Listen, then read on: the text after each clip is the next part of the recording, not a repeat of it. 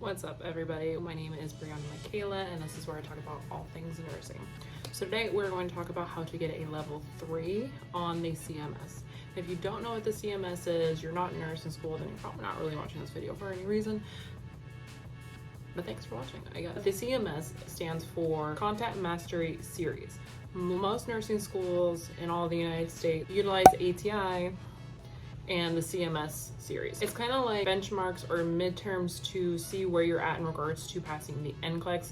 It's basically filling in those gaps in your education or your knowledge that you might not have gotten in nursing school, but that the Board of Nursing deemed important for you to know regardless. Most CMSs are worth anywhere from 18 to 20% of your total grade, so they are big, they're huge, they're important, you should study, and you should try to do your best on them. We all want to pass the NCLEX, we all want to be nurses, we all want to make some money, start working, start helping people, right? So my first tip for getting a level 3 on the CMS is to study.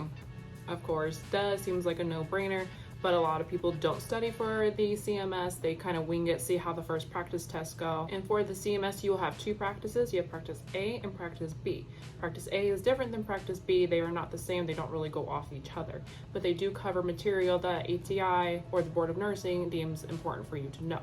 That's why they're doing this. And again, like I said, to fill in those educational or knowledge gaps. So you take practice A, you see what you get. It depends on your institution or your instructor, but depending on your grade, you either have X amount of hours for remediation where you need to spend reviewing the information on ATI. It calculates how much time you spend on those modules through all those review areas. And then you have your ALTs, or active learning templates, that you fill out, and they're actually very useful. They're very helpful, and we will talk about that. So you do practice A, do whatever remediation you have to do for that. Then you take practice B, and again, it's basically the same thing. It's just practice questions, gearing you up, showing you areas that you need to focus on in order to do well or get a level 3 on the CMS. You don't necessarily need to get a level 3 on your CMS to pass. For my school, if you get a level 3, that means you get 100% of that exam. That is anywhere from 18 to 20% of your grade. So that's big, that's huge. That can be the difference between you failing nursing school and you passing nursing school. And CMS goes off of national averages, just like if you took the TEAS or the HESI. I'm not actually 100% sure about how the HESI works, because since I did take the TEAS, but it goes off a national average. For the last CMS that we took was pediatrics or nursing care of children. I got a level 3 because I think I got an 83. The one prior to that, maternity, I got an 88. So even though technically 83 or an 88 is a B grade, the national average was much lower. So when I got in the 80s for those, I got a level 3, which means I got 100% because I did better than the national average. So for studying, you want to take it very seriously. You're not just going through nursing school to know how to pass a test, how to graduate and move on with your life. You are learning how to take care of sick people who are dependent on you, and you want to make sure you don't kill them. You want to be a safe and competent nurse. That's going to be my memo for now on. My tagline is be a safe and competent nurse. So that is the number one. That is the most important. No, you're not going to memorize every single thing all throughout nursing school, but you need to know the major things, the important things. And when you hit the floor, it's a whole different ball game. You will relearn things. You'll learn things in nursing school that you never knew about, or learn things the real world way that don't apply in nursing school. That's true, but this stuff that you are learning in nursing school is important. Know those things. And studying for the CMS is hard. It's difficult. You don't really know what you're expecting. You are given these books. This is the nursing care of children, the pediatric CMS book for the CMS that we just took. And I have poured through this thing. This is what they suggest, what ATI suggests that you use to practice and to prepare for the CMS, since this is an ATI book and the people that are going to be making your exam. I do like to use these a lot, not even just for the CMS, but for refreshers for myself, things that I didn't cover in my nursing school program. I feel like this will help me be a better nurse, and I do see myself referring back to these when I am a nurse on the floor. So I mentioned this in my last video, my secret tips to getting A's in nursing school, which I will link somewhere up above. Practice questions are your number one friend. They are my number one tip. Practice questions, practice questions, practice questions.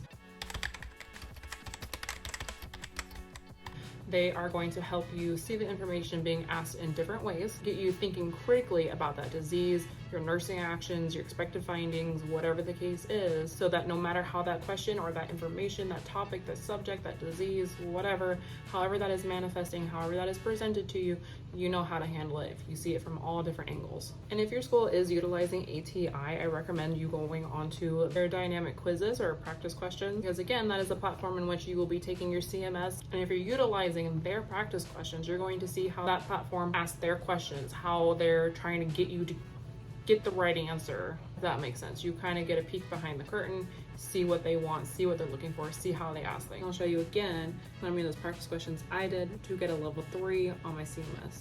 All right, so if you go to the unanswered, get rid of all the subjects, you come down here to nursing care of children, I have 0 questions left. I'm going to show you how many questions there were. There were 412 questions. I did 412 questions for pediatrics, and I'm working on pharmacology right now. Unanswered, I only have 158 questions. I will knock that out in the next couple of days, and I'm gonna get a level 3 on my CMS for pharmacology. Basically, it's 20 questions each, 20 questions total. I do 2 sets of quizzes. I do 10 questions each because they're short, they're easy, I can get through them, and do the other ones, do them whenever I can, whenever I have time between work, school, kids, husband, all that. And I will finish all 421 about a week and a half before my actual CMS, so then I can review, go over my weak points. And pharmacology is a huge topic, and I feel like what I am doing is really setting me up to get a level 3 on my CMS. This before me, girl. No, they did not do well. And another reason why I like to utilize ATI's dynamic quizzes is because it gives you rationales. To me, there's not a whole lot of sense behind doing all these practice questions and not understanding why you got that question wrong, why the correct answer was the correct answer or the most correct. And you gotta tell me why. I'm not gonna, it's not about memorizing questions or answers in nursing school. It's about understanding the material. And so just tell me yes and no, you got it right, got it wrong. That's not helping me. I need to know exactly why, connect those dots, pull everything back in together. And that's why I really like the dynamic quizzes or any kind of quiz that gives you rationales. So do the active learning templates. I know sometimes you can get 14 of them, 20 of them, 3 of them. I think I had one once, and I still had to spend my 4 hours of review and all that for one ALT. It's an active learning template.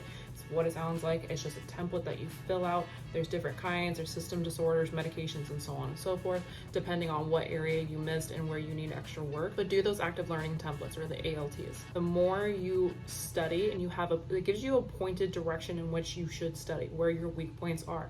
And it's just another tool to help you really tackle that area. So like I mentioned a little bit ago, practice A and practice B, the 2 practice tests that you do before you take your actual CMS. I recommend doing them at least 2 or 3 times. The questions don't change, the answers don't change, the rationales don't change, but you get a little better about recognizing the material, understanding why you're getting the correct answer, why you're getting the wrong answer. So I recommend doing them a couple times. So I'm gonna show you what the retakes look like and how many times I've done them. So as you see out here on the top, the Pharmacology Online Practice 2028, we're in 2023, whatever. You can see that I have 2 here. That's the first one, and then I did 1 retake, so I have a total of 2. It just opened up. I got 86% on my retake. I worked today, so I may do this in a little bit. I may not. I have some other things I need to do, but if you look, pediatric CMS we did, I had 3 here. I did 3 retakes of the practice A and 2 of the practice B. So doing them multiple times helps, I promise. It seems redundant, but just do it as much as you can. It's just another tool to utilize to do well and to get a level 3 on the CMS. Again, the questions don't change, and that's kind of a downfall, but that's why you have ATI's dynamic quizzes. But at least try to utilize those practice questions, do them 2 or 3 times. And if you go to your pulse at the top, it's going to show you your likelihood of passing the NCLEX the first time you take it. Pay attention to this. This is important. You do want to pass. You don't want to have to retake any classes. You don't want to have to spend a bunch of money trying to study or put off that NCLEX, put off that licensure. So if you click here on View Pulse, I have an 89% probability of passing the NCLEX the first time I take it. This is what this is for. So I am on track. And then nursing care of children, 83.3% on my first attempt. So the first time I did the practice, not the retake,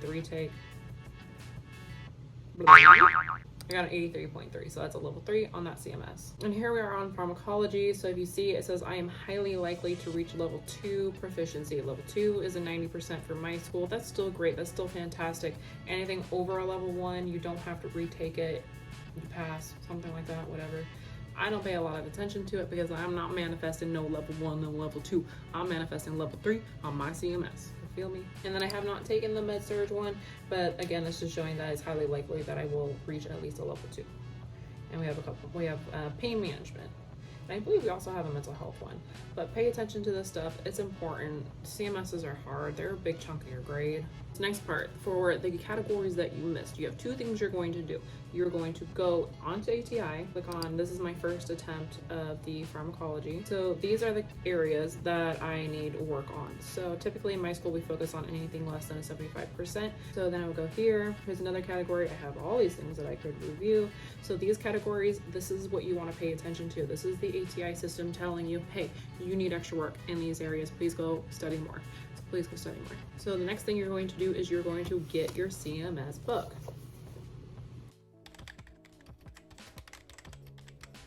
This thing, they come with a lot. There's a whole bunch of these for each CMS that you do.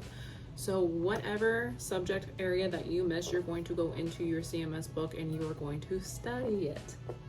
Yes, you have to go back and do extra work and study all the things that you feel like you need work on. And I like these CMS books because there are practice questions in the back of each chapter, and it does have rationale, so you can go back. It's very condensed, it's brief, it's not like our big old textbooks. It's straight to the point, no extra fluff, no extra wording. So that's another thing you're going to do. So you're going to go on ATI, you're going to do your practice questions, you're going to do your practice A's and B's 2 or 3 times, you're going to read the rationales, you're going to look at those categories to see what you missed. Go back into the book, go back into this book, and you're going to review those areas. And so this last part, to get a level 3 on the CMS, you need to think like a nurse. When you see those questions, when they populate on your screen, your first thing you're going to think about is the ABCs: airway, breathing, circulation. If any of your answer options apply to the ABCs, if someone has low saturations, they're hemorrhaging, or their circ checks are poor, it's more than 3 seconds, you know that's going to be your priority. You need to think about Maslow's hierarchy of needs. Is it a physiological need? Is it they need love and comfort? You know, where are they at in that hierarchy? Where they are lacking, where are they deficient? That's going to be your priority. You also have to implement Erik Erikson's developmental stages. Where are they at? Are they an older adult and they're in ego integrity versus despair? They're probably in despair because they're in the hospital. They're not feeling well. They just had surgery. Whatever the case is, you need to consider that as well. Prioritizing what's the most important thing. What's the first thing you as a nurse are going to do? If you are giving a patient a blood transfusion and they start reporting chills, flank pain, what's the first thing that you as a nurse are going to do? You're going to stop that infusion, right? Because clearly they're having an allergic response. And select all that apply. Those SATAs, we all know them, we all hate them, they are the devil. But the most important thing that you can do for the SATA questions is read each one as if it's a true or false statement. If it's true, then it's true. If it's false, it doesn't apply. There's something in there, always, those kind of things where those keywords like always, never, things like that, those definitives. Or if you just know that disease process and those manifestations don't go together, this medication and this side effect don't go together, that's false, don't choose it. And you gotta have a little bit of common sense, you know, that just goes without saying. For your dosage calculations, you wanna make sure that you really work out those problems. You wanna show every single step. My school doesn't necessarily require you to write out every single step as you're doing it. I know a lot of other nursing programs do that. If you don't write out every single thing, you don't get credit for it. My school doesn't necessarily do that, but you have to show your work at least. But make sure you are writing out every single step so you don't miss anything. Even if you think it's something small and stupid, simple division problem, whatever, you're rushing, you're stressed out, there's all kinds of things going on. You could make a mistake. We're all human, and you might as well learn how to not make a mistake when you're in school and the stakes are a little lower. You don't have someone's life in your hands. Double check all your conversions. Double check all your equations. Plug it back in. We all remember that from like elementary school and doing math. Plug it back in. Doesn't make sense. Use your calculator, even if it's for something stupid. What you think is small, like 30 divided by 2. We all know it's 15. just use it. Double check. What I do is I write out every single step. I use the calculator for everything. I double check, plug it back in, and then I do it again. And I'm double checking the numbers in the problem and the numbers I have written down. And I write down, do I need to round it to the whole number, to the 10th, the 100th, whatever? I write that on my paper. Is it 4 times a day? Is it equally divided? Is it every day? Is it per dose? All those things I write down on my paper. Not the distractors, but all the pertinent information in that math question, I will write it down. So we're going to recap. You obviously need to study. Number 1, you're going to do practice questions as much as you possibly can. Practice questions, practice questions, practice questions. Do the practice A's and B's a few times at least. Read and understand the rationale so you understand why you got it wrong, why you got it right. For the categories you missed, go back into ATI, see those areas that you missed, get those ALTs, go back into your book, go back into your ebook, go into the CMS book, do those sections. And again, think like a nurse. ABCs. Maslow's hierarchy of needs, Erik Erikson's developmental stages, prioritizing, SATA, true or false, common sense, and show your work on dosage calculations. Double check your work. Really, that's everything that I have done to get a level 3 on all 3 of my CMSs so far. I should be taking my pharmacology CMS soon. And if I don't get a level 3 on that CMS, I'm going to give myself some grace. Pharm is hard. Pharm is hard. There's 15,000 drugs. Okay, but I am aiming for that level 3 on my CMS. I am manifesting it. I know I'm gonna get it because I do the work, I try really hard, I pay attention. So that is it, all my tips on how to get a level 3 on the CMS. It's not easy, it's hard, and test anxiety makes it worse. Even if you feel like you really truly understand the information, you really truly know the information, sometimes test anxiety just makes it so much worse. But follow those tips for getting a level 3 on the CMS. Go back to my last video regarding how I study, my secret studying tips for getting A's in nursing school. It does help, it does apply to this. And make sure that you like and subscribe. You comment down below, let me know, are you taking a CMS? Have you taken a CMS? Do you feel like these tips were helpful? Let me know what grades you got, what levels you got. There's no shame. We're all here, we're all learning, we're all getting through it. Just be a safe and competent nurse. All right, and wish me luck on my CMS. I have a couple more to take, and I will be taking my next one, like I said, which is pharmacology, in a couple of weeks. And I'm a little nervous, but I know I'm gonna do it because I'm gonna implement all these things that I just told all of you, because clearly it's worked for me before, and it's gonna keep on working. All right, guys, thanks for watching. I'll see you later. Bye.